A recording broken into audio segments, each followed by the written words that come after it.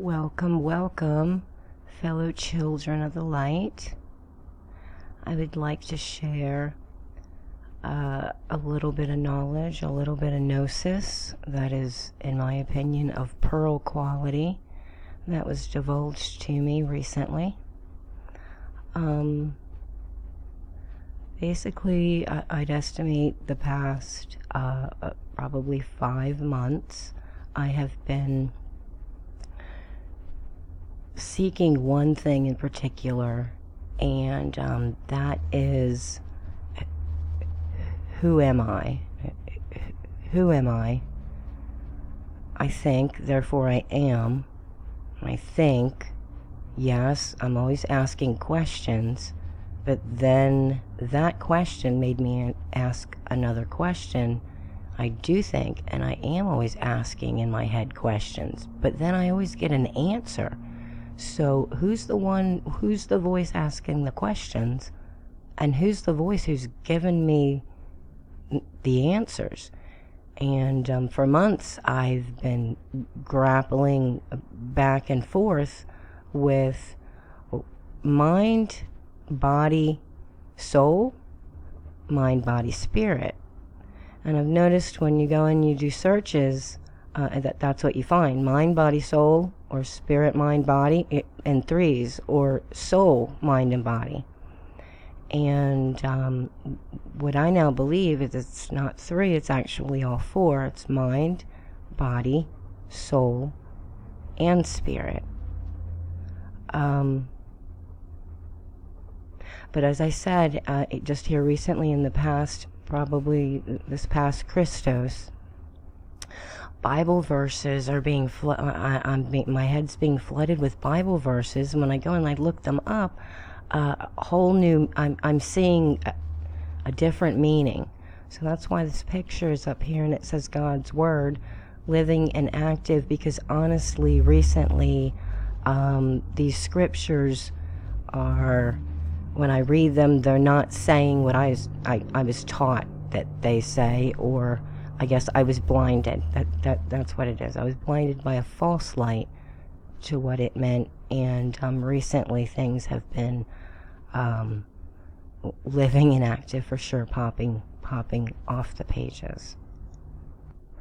I'd like to read a little snippet here from Richard Dawkins and the book The God Delusion. And the reason for my videos is it's twofold. It's for people like myself who are super indoctrinated and blinded by the false light of religion.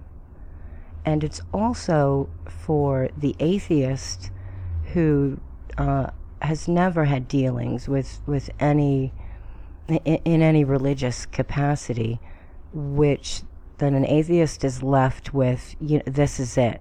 This one shot, one time, we're here, and when we die, that's it. You're gone, poof, forever. And that, to me, is very, very, very sad. And I know, and I can't explain how I know, but I know with certainty that that is not truth. This is not just one shot. When we die, we just don't go away, poof, and never exist again. No, we live eternally. We do live eternally. But my reason for reading this is because all of the Bible scriptures that have been popping up in my head all are these verses that are make quote-unquote God out to be a monster. And that's why I'd like to share it with you, because I'm seeing it in a whole different light, a whole different way. So this little clip, though, from a piece from the God Delusion: the God of the Old Testament is arguably the most unpleasant character in all fiction. Jealous and very proud of it. Petty, unjust, unforgiving, control freak. A vindictive, bloodthirsty ethnic cleanser. A misogynic, homophobic, racist, infanticidal, genocidal, filicidal, pestilential, capriciously malevolent bully. And you know what? In the very beginning, I didn't see God like that. But then when I began coming out of religion, that's exactly how I saw God now. This bloodthirsty, bipolar being that in one verse said, go and kill, go kill and do this, and in the next breath was like, why'd you kill all these people? I never said to do that. So yeah, this is I fell into the atheist viewpoint, but then quickly popped out of that like a roller coaster and said, wait, no, it's somewhere in between there. It is somewhere in between the atheist and the super religious. It lies within. So this is my intention, is to change the image or perception of these said disturbing voices and take away this horrible, wrathful, vindictive, super cray-cray God image and replace it with something peaceful and doable. Yeah, get along with God, right? Yes. Way better. And Ephesians 6:4 is where I'm going to jump off from. Fathers, do not provoke your children to anger, but bring them up in the discipline and instruction of the Lord. So I'm going to touch on mothers, fathers, and children and exactly what that means. Before I continue, please make sure, if you haven't already, subscribe, hit the bell to the right to receive new notifications. Please hit the like, share. Also, there's 2 copyright strikes on the channel, which don't fall off until the end of October. So one more strike and the channel could be shut down. So please make sure that you use the link in the description to subscribe to the backup channel. I'm currently uploading all the videos to the backup channel as well. Alright, I realize that there's a lot going on the screen. First, I'd like to say, seek and ye shall find. Knock, the door will be open unto you. And ask, and it will be given to you. I have been doing all of those things, like I said, for about 5 months, and I'm receiving it. I tell you truly, if you go seeking and knocking and searching, and your intent is of a righteous purpose to help heal yourself, and then even further to go and help others and share that information, you will receive it. I promise you that you will. Alright, I'm starting off with the mother, the father, and the child. And I'd also like to say, like, these scriptures, each time, like, there's so many, it's multangular, there's so many different perceptions to look at each thing, and so many different angles. They mean multiple things. They just don't mean one thing. Okay, and in this context, like the verse that I showed you, the Father is the creator of all things. He's the mind. Father is the mind, and a father is male. That's why I have the little triangle to the left there pointing upwards. That's the symbol for male, and I have the M in there. So the father is the mind, and that would be male energy.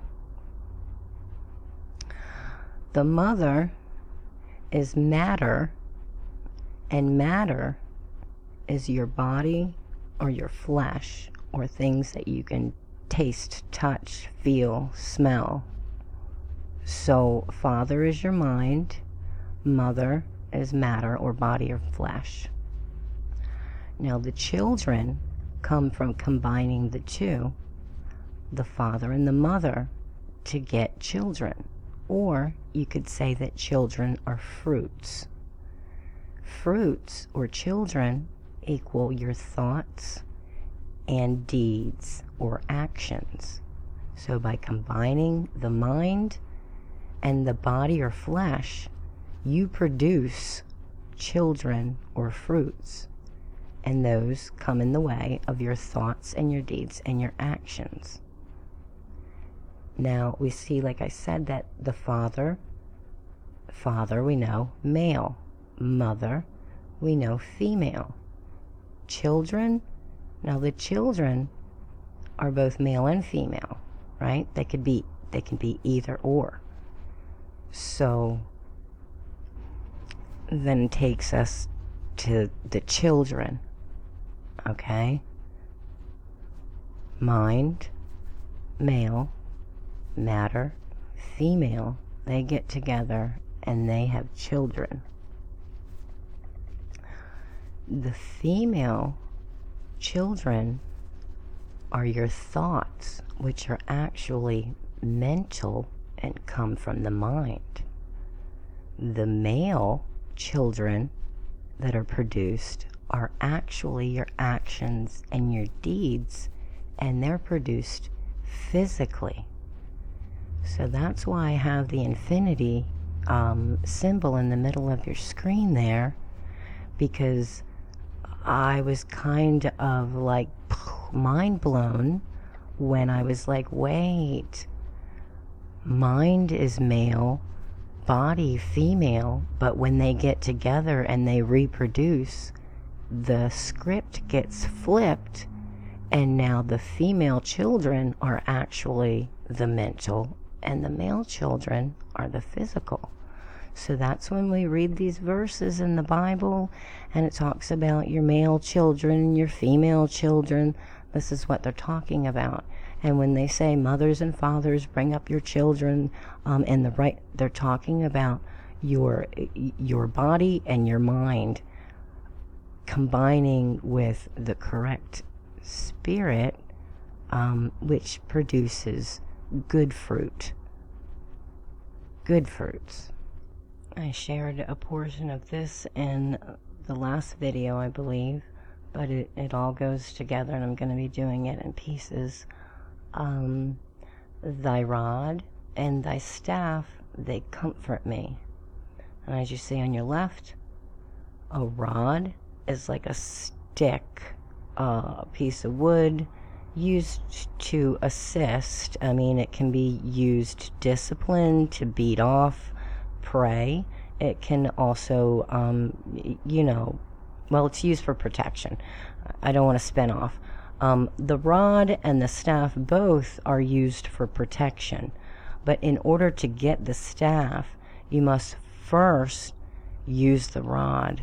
And the rod symbolizes discipline, protection through discipline. And that's discipline your mind, your thoughts and your thoughts and your actions and your deeds. Use the rod to discipline your mind's thoughts and your body's actions and deeds. And then you graduate to a staff, which a staff means power. Thy rod and thy staff, they comfort me. Disciplined thoughts and actions lead us to the knowledge of truth. And knowledge is power. Spare the rod, spoil the child. Look, as a victim of abuse, child abuse, all abuses, but a lot, child abuse, as one who's survived from that, this verse is not allowing you to take an object and hit your child. And even by an object, I mean your hand. Never, ever, in any circumstance, should you raise a hand to any other human being. You should never strike someone, ever.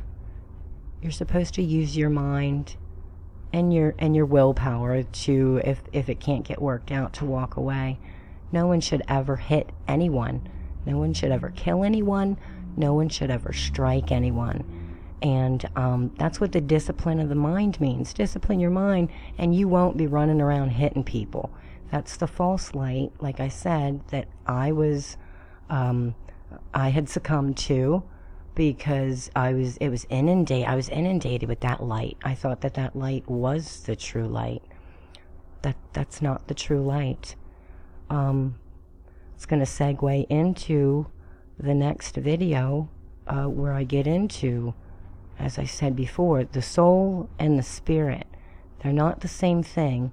You have your mind, you have your body, you have your soul, and then you have a spirit. And that goes into what I was saying. When you ask questions, your soul is the one who's asking all those questions. Hey, what about this? What about that? And then the answers that you're receiving back, that's spirit. That's speaking back to you. But the thing that's really tricky about that is there's two different spirits that you have to be concerned about.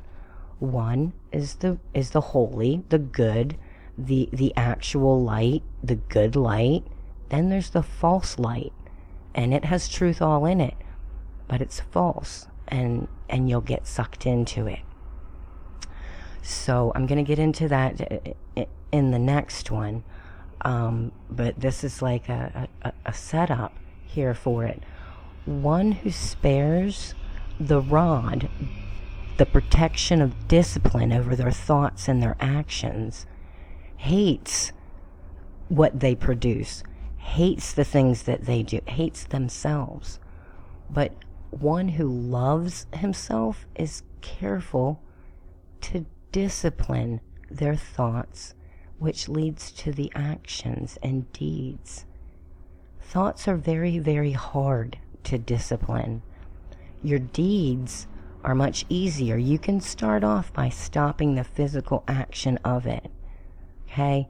But ultimately the root is that thought, and that's what you've got to extricate from your mind. Everything is energy. Your thought begins it, the emotion amplifies it, and your action or deeds increases the momentum of where you're going and what spirit you're working with. I have, through other Gnostic texts, discovered, in fact, about everything is energy and your thought begins it. There is a way that you can remove that false light spirit, and if the thought's coming from your own mind, if it's soul thought that's creating it, in both cases there are certain vibrations that you can do. You speak out with your mouth vibrations, and take it from one central point from the crown of your head, and imagine it enveloping you all the way down and throughout your feet as you're making the sounds. And you're training your brain that, like, say, here's one, I'll tell you one of my own. My son, who I love very, very much, and he's on his spiritual path, but there's many things that I so don't agree with, and I really, just because I'm his mother, I want to reach out and sternly, more than sternly, go, no, you can't. So here's what I've been asking my brain to do. Whenever those thoughts, here's what happens. I think, I wonder what my son's doing. Maybe I'll go check Facebook and look and see. And then all of a sudden I think, no, you don't want to go check up on him because you love him and you're concerned. You want to go and see what he's up to, and whatever that is. So when thoughts come into my mind now about other people Or even like somebody walking down the street and they're like yoking on their dog too tight on the leash. I mean, my mind will start going, oh my goodness, I wonder why they're doing that. And I start thinking about people and why they do what they do and why they think the way that they think. And that's too, I don't want to do that. I don't want to think about anybody else besides me, myself, and why I think the way that I think.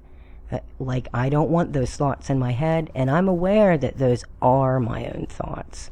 So you take vibrations. There's a certain vibrations that you take, and you put imagery around yourself and think, and it's been working. It does work.